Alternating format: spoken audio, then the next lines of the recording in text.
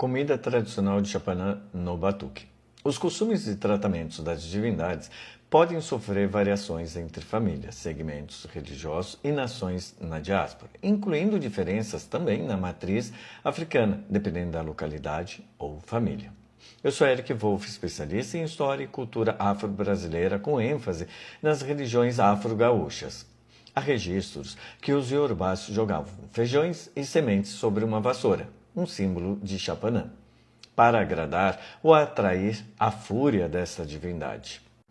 A partir desse momento, abra a mente e acalme o coração, porque as coisas podem ser diferentes. Dê uma chance ao conhecimento. Antes, precisamos pontuar que a diáspora teve que se adaptar para preservar o culto de determinadas divindades e, mesmo assim, pode haver variações conforme o estado, país ou segmento religioso. Antes de seguirmos, não esqueça de curtir e compartilhar para ajudar o nosso canal.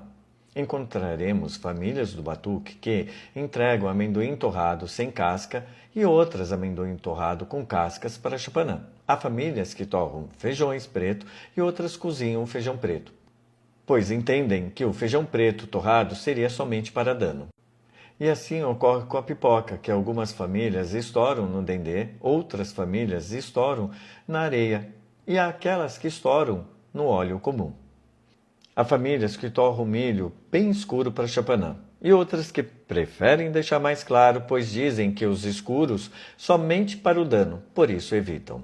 Há famílias que misturam o feijão preto, o amendoim, a pipoca e o milho seco torrado.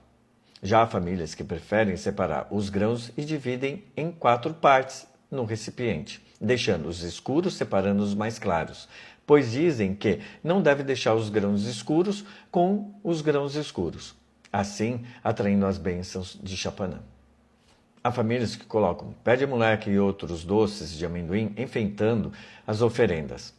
Tudo isso na intenção de agradar e adoçar a divindade, enquanto outras famílias fazem uma farofa salgada de amendoim e colocam sobre estes grãos que prepararam. E informam que preferem não adoçar o orixá, pois precisam dele com toda a sua força e axé.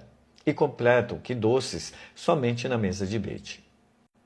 Também há registros de seguranças de vida feitos com porongos modelados de batata cozida, cravejados de amendoim, feijões, milho e pipoca.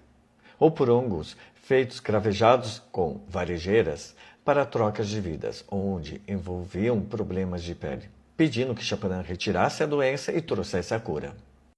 Considerações. Observamos que na Argentina ou Uruguai, a diáspora batuqueira, há elementos que são difíceis de encontrar, até mesmo ervas, ferramentas, sementes e alimentos.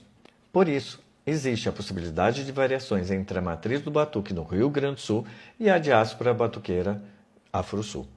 Estas adaptações ocorrem para a preservação do culto da divindade, e não há problema algum, desde que preservem elementos que identifiquem a divindade, etnia ou família.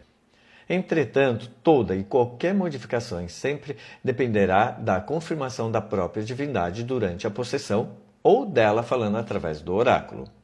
E assim chegamos ao final de hoje. Peço que nos sigam para receber notificações sempre que publicarmos novidades. E até a próxima, pessoal!